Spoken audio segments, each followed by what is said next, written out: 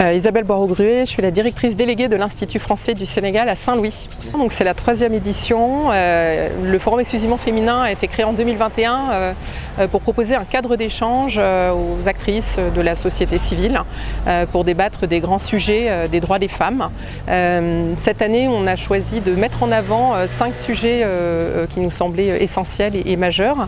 La santé des femmes, le dérèglement climatique et l'impact sur la condition des femmes et des jeunes filles, la santé des femmes, les femmes et les médias et féminisme et islam.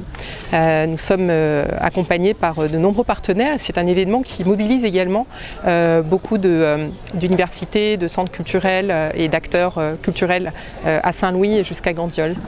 Nous sommes accompagnés par l'université numérique Cheikh Hamidou Kane, par l'UGB, par le centre culturel Rarataï, le Fil du Fleuve, l'ONG Agora, le centre Cœur Yaï, etc.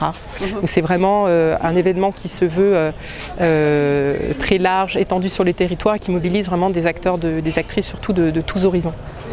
À travers les thématiques également, vous avez invité tout à l'heure aux femmes à la résistance face peut-être aux nombreux défis qu'elles font face tous les jours.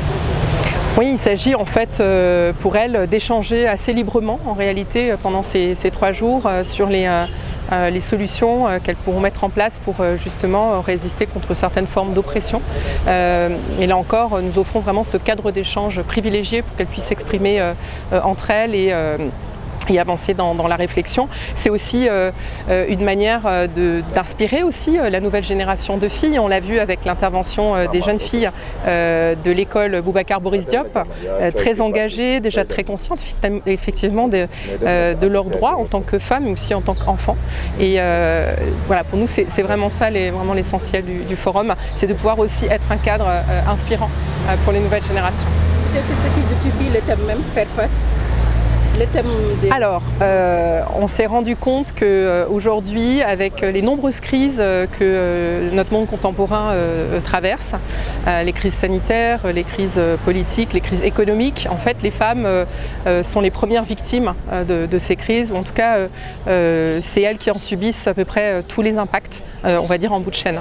Donc, le terme, l'expression faire face, pour nous, permettait de rassembler en fait cette idée que face aussi à toutes ces crises du monde contemporain, la femme en fait est confrontée vraiment à des défis nouveaux, très importants, majeurs, et il va falloir qu'elle puisse s'adapter et être encore plus résiliente.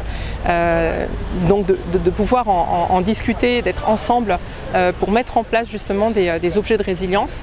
En tout cas, cette réflexion-là nous semblait vraiment essentielle. Tout à l'heure, donc les filles ont lancé un message fort, qui sont toujours donc relégués au second plan. Je pense que c'est, en fait, l'idée là, c'était vraiment de se donner du courage ensemble. Je pense qu'il y a de fortes différences en fait, selon les milieux, les pays, etc. Donc c'est difficile de généraliser, mais en tout cas on les encourage à prendre leurs droits, que ce soit le droit à l'éducation, le droit à la santé, à être soigné, etc. Et tout au long de ces 3 jours, on va aborder toutes ces questions-là. Donc moi je trouve que c'est très bien que dès le plus jeune âge, en tout cas, elles soient conscientes que elles ne sont pas en tout cas inférieures, elles doivent pouvoir avoir accès aux mêmes soins, à la même éducation que les garçons, que leurs frères.